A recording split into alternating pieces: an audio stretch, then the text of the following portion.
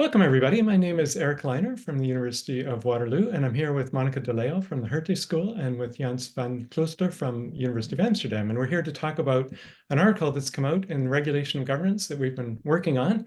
And we think it's a really fascinating story about the origins and the design of the network for greening the financial system, which is a new financial trans-governmental network, or TGN.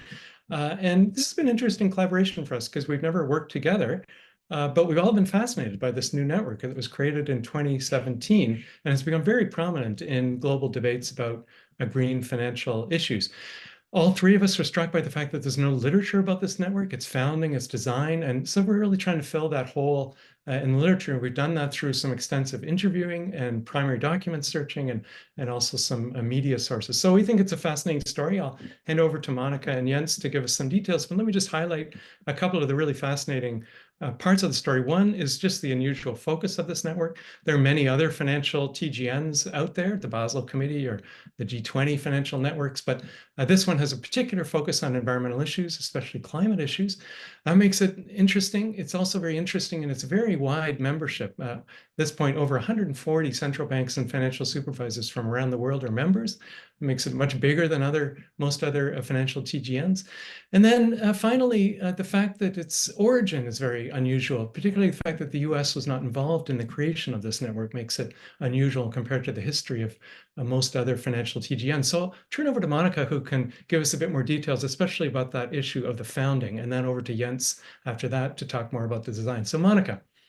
Yes, definitely. So as Eric mentioned, one of the things that's most apparent when you first look at the NGFS is the absence of the US from its founding. Instead, this was really a European Chinese creation, along with a few other central banks from other countries as well. But this is quite different compared to the literature on financial TGNs, which usually emphasizes the importance of the US and the influence of the US in maintaining the success and the longevity of these institutions. So that's one thing. And then there's the question of why did these founders feel the need to create a new TGN to promote this goal? There was already some work going on in existing groups within the G20, for example. So would it not have been easier to continue to work through these existing institutions?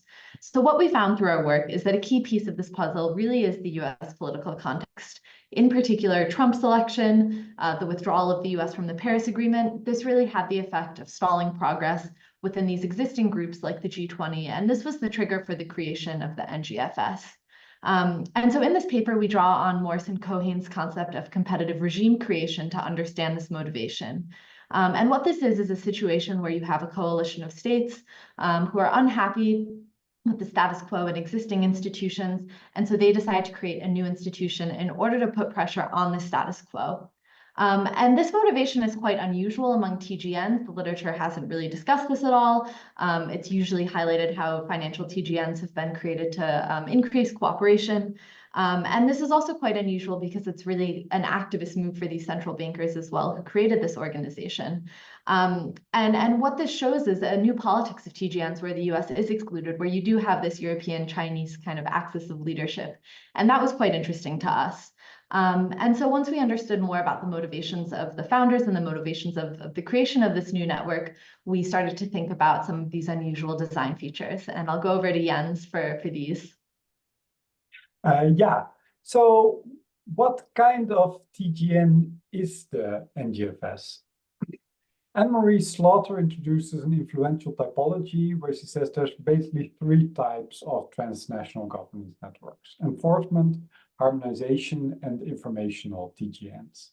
Some share some roles, but these are sort of the main varieties. And from this perspective, you can immediately say the NGFS simply isn't like the G20 or the Basel Committee in harmonization or enforcing rules, because it doesn't have those kinds of powers. The NGFS does have a role in fostering exchange of ideas, techniques, experiences, and at times some of its founding members present it as a talking shop, a place where everybody exchanges their views on greening the financial system and where nothing much happens otherwise.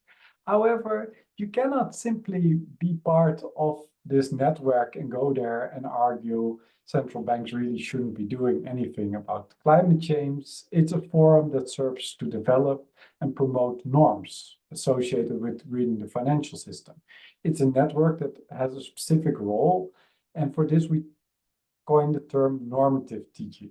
And we think once you look at the NGFS in this way, once you look at its purpose of spreading a specific way of how to be a central banker or a supervisor in light of climate change and the environment, a lot of its features fall into place. So it's not a standard setting body, it doesn't do harmonization, but it does really shape the norms that determine rule setting in other fora, like the G20 or the Basel Committee.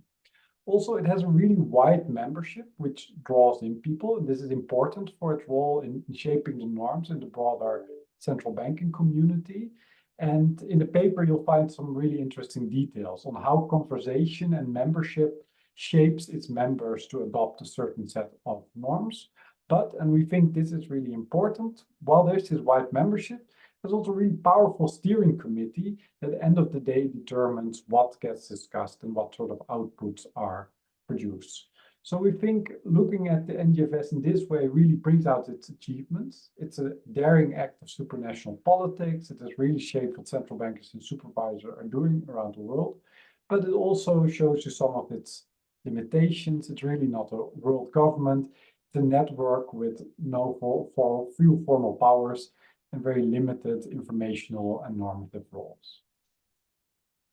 Thanks so much, Jens and Monica, for providing those details. So let me just finish up by highlighting that we really think this paper is of interest to two specific audiences and maybe much more broad audience. The two specific ones we have in mind, though, are people who are interested in green central banking to begin with. And there's a burgeoning literature on that area, but nobody has yet actually looked at the NGFS, the Network for Greening the Financial System, which has been at the core of this process, we argue in the paper. And the other group is people who are interested in financial TGN, so people who study central bank cooperation or the cooperation between financial supervisors, again, who should be very interested in this network. It's a fascinating new example of central bank and financial supervisor cooperation with this different dimensions than some of the other better known, better studied networks have. So we hope both of those groups are interested in this paper. We found it absolutely fascinating, and we think it's of broader interest to people interested in global governance more generally and regulation and governance issues. So thanks so much for listening, and we hope you enjoy reading the paper.